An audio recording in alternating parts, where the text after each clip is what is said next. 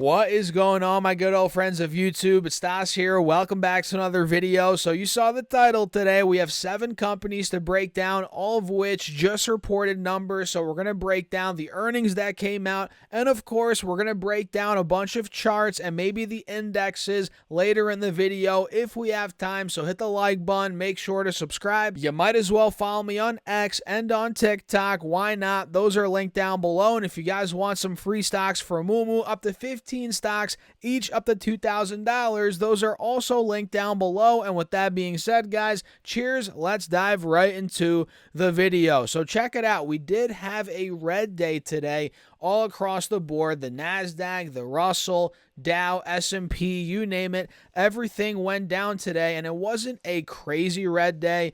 For that matter, guys, I mean, the NASDAQ only went down 0.5%. The S&P, for Pete's sake, only went down 0.1. The Dow went down about 20 points or 0.05%. So really, it wasn't that bad.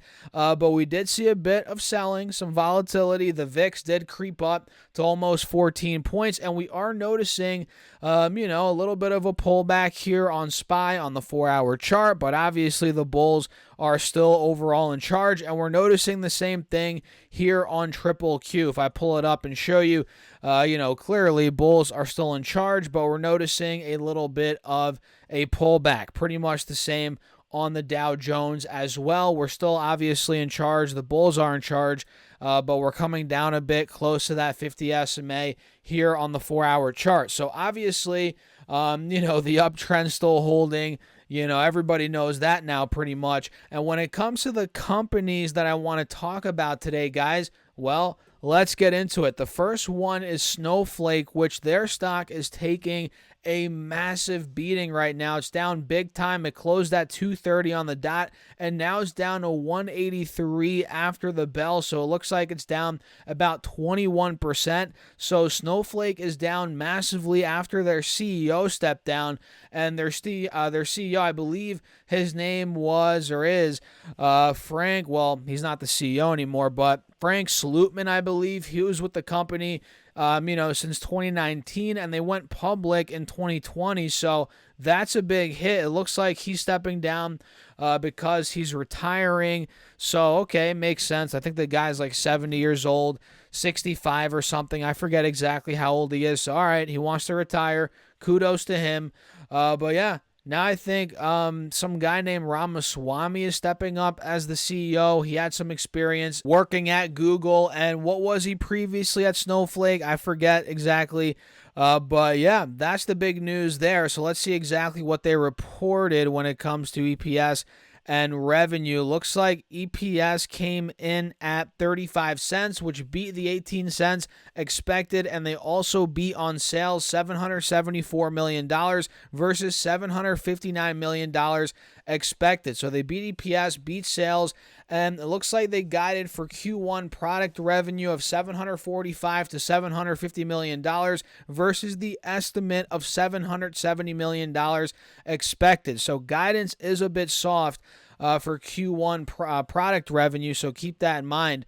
So that probably, combined with the CEO retiring, stepping down, that's causing Snowflake here to take a bit of a beating. Now we're actually taking the lows out from back in the beginning of this year. So now we're actually back to where we were in the middle of December, early December, it looks like here on the stock. So yeah, have you guys heard that saying, stairs up, elevator down when it comes to stocks? Well, here you go. Here's an example. Snowflake took a good month, 2 months to go from around 180 to 230, and it took about 2 hours for it to go from 230 back down to 180. So yeah, that's the stock market for you guys. But we'll see how this plays out, as the dust settles a bit after earnings just came out literally a couple of hours ago. So that's Snowflake. I also want to cover CRM. They also reported numbers, and their stock it looks like down a little bit.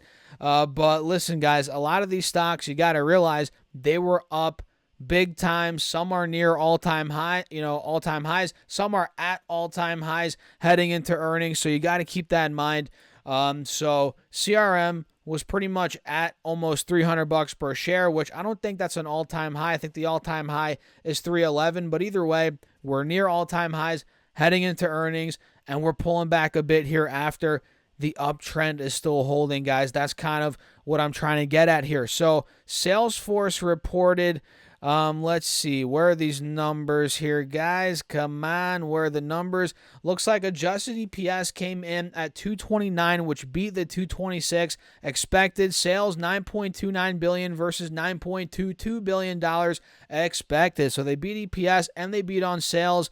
And it looks like here they see full year 25 revenue of 37.7 to 38 billion versus 38.62 billion. So a little bit soft there on full year 25 revenue guidance.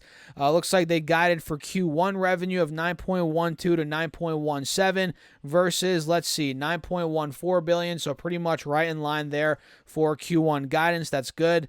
Let's see, anything on EPS. They see Q1 adjusted EPS of 237 and 239 versus 220. So that's actually above the estimate, which is good. So let's see if this uptrend continues. You know, again, we're pretty much at all-time highs now. This thing pulled back a bit. We're still above the 180 SMA. So let's see if we get a bounce or something here on CRM after these earnings came out. And we also had Mara today, guys, also known as Marathon Digital, report earnings, and their stock is down, let's see, a good couple of dollars here after the bell. So we closed at 31, and now we're under just slightly $29 per share after the bell. So it looks like we are down about 6-7%. So Marathon Digital ended up reporting, let's see, adjusted EPS of -2 cents, which missed the 3 cents expected, and they did beat on sales, $156 million versus $144 million expected. So slight miss on EPS, but they did beat sales by about $12 million. That's awesome. And clearly, guys, these stocks, the Bitcoin mining or crypto mining, whatever you want to call them, these stocks have done extraordinarily well. I mean, this stock, Mara, was at $7 a couple of months ago. Now it's in the 30s, or it was a couple of days ago. Earlier today, actually, it was in the 30s. So keep in mind how much these are up, which kind of makes me nervous when it comes to buying and definitely holding these for an extended period of time, because who the heck knows what's going to happen next. But either way, man, now that it's pulling back a bit after we just hit $34 earlier today, maybe in this window between, you know, the low mid 20s, this could be interesting, at least in my opinion. I don't know. I'm not telling you guys what to do, of course. Please do your own research, but I don't know. Do you guys see what I'm seeing here? If Mara gets down to, let's say, 22 to 24, $3 per share or something like that, that could be an interesting dip for a trade, at least in my opinion. Again, please do your own research, guys. I'm not telling you what to do, but keep your eyes on them. C3AI also reported. Let me pull this up and see. Looks like their stock is exploding here after the bell. Let's go, baby. Look at that. It's up around 14%. So C3AI, they ended up doing, where are these numbers, guys? 13 cents. They lost 13 cents EPS. Which beat the loss of 28 cents expected. Sales also beat 78.4 versus 76.14 million. So that's good. They see Q4 revenue of 82 to 86 million versus 84 million expected. That's good. Full year 24 revenue of 306 to 310 million versus 306. So guidance is great. They beat EPS and revenue. What more could you ask for here, guys? This is looking really good on all cylinders, pretty much. They're crushing it on all cylinders. And you guys can see here, we're now taking out the highs from the middle of this month, so from about 2 weeks ago. And we're now taking out the highs from a couple of months ago, being about $32, $33. So C3AI, this one's actually a breakout play right now, no doubt. I mean, I'm not saying for sure it's going to go straight to $50 or something crazy like that, but could it start, you know, pushing the low mid 40s, you know, at least $40 at some point? Yeah, it looks like, you know, that's kind of where we're headed right now, or that's the window that now we're trading in. In other words, C3AI is at a multi-month high. So keep your eyes on that one, ticker symbol AI. And another one that just reported is Paramount Global, ticker symbol PARA. So they reported numbers. Let me see here, guys. Looks like they did EPS of 4 cents, which beat the loss of 1 cent expected. All right, that's good. Sales $7.64 billion, which missed the $7.84 billion. So beat EPS. They missed on sales. Looks like Paramount revenue grew 69% year over year, driven by subscriber growth and ARPU, average revenue per user expansion. That's good. Anything here on guidance? Looks like advertising revenue rose 14%. All right.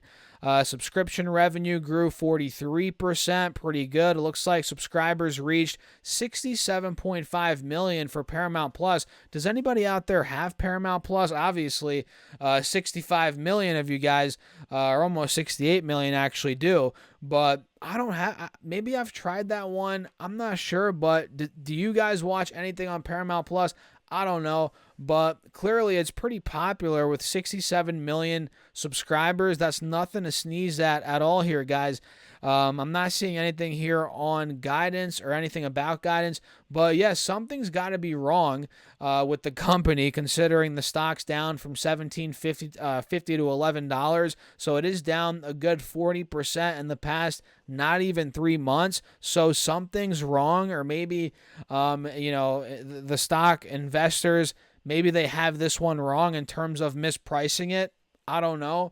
But yeah, I mean, maybe there's something worth looking into here. It's down 40%. We're pretty much getting right to the lows from November. We might take that low out, being about 1050. Maybe we go to single digits.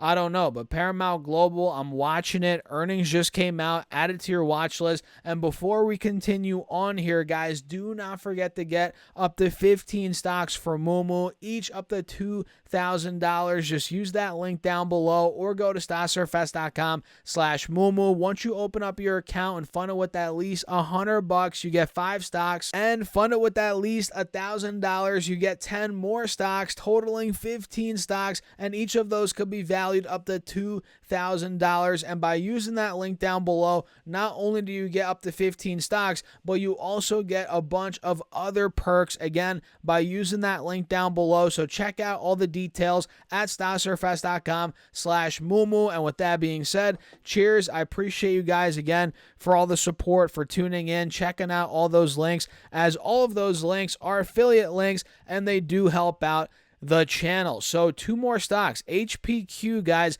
let me pull it up and show you. This is HP. They reported earnings, and oh boy, is their stock breaking down here. Not the best sign for the bulls. You all can see here the wedge that we had drawn out. Well, we're actually dumping under $28 here after the bell, and we got all the way down to almost $26 after the bell, clearly dumping under this wedge. So HPQ, let me pull it up and see here, guys. They reported EPS, where's it at, of around 81 cents. Well, I guess exactly 81 cents, which came in line with the expectations, and sales ended up missing, it looks like, $13.19 billion versus $13.51 billion expected. So not the best there for the headline numbers. It looks like they see Q2 EPS of 76 to 86 cents versus 81 cents, so pretty much right in line there for EPS guidance. Full year EPS guidance of 325 to 365 versus 345 estimated, pretty much right in line, so nothing to complain about there. But yeah, maybe because they missed EPS, or rather came in line EPS and missed on revenue, that's probably why we're seeing this sell-off.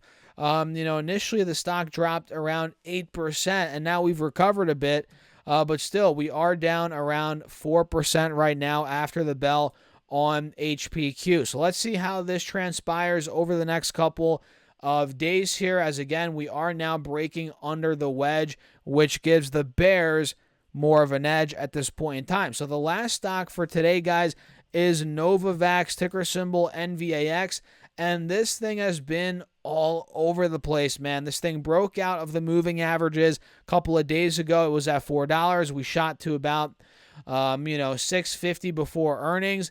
earnings came out, and well, now we're back down to 440. We're down, well, we went down 27% on the day, and this is another example of the stairs up, elevator down. Another example here. We took what, a couple of days, 1, 2, 3, 4 days to get from $4 to $6.50, and it took a couple of hours for it to go from $6.50 back down to about $4. So Novavax is collapsing. We're pretty much right back to where we were now a couple of days ago, right by the moving averages here on the 4-hour chart. So they reported EPS of negative $1.44, which missed badly the negative 45 cents expected, and sales also missed $290 million versus $320 million expected. So pretty bad numbers there for Novavax. Let me see if they gave anything on guidance. I'm not necessarily seeing it. Actually, wait, they see Q1 revenue of about $100 million, and they see 2024 revenue of $800 to about $1 billion.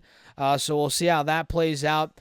But yeah, man, this thing is getting destroyed. I think it is one of those high short interest stocks, or at least it was last I checked. So keep that in mind when it comes to Novavax. So yeah, maybe some more movement's going to come. Time will tell. But those are 7 companies I'm watching right now, 7 stocks. Let me know your thoughts in the comments down below. Hit the like button. Don't forget to subscribe, as we're trying to get the 50,000 subs this year. And with that being said, I'll catch you guys later.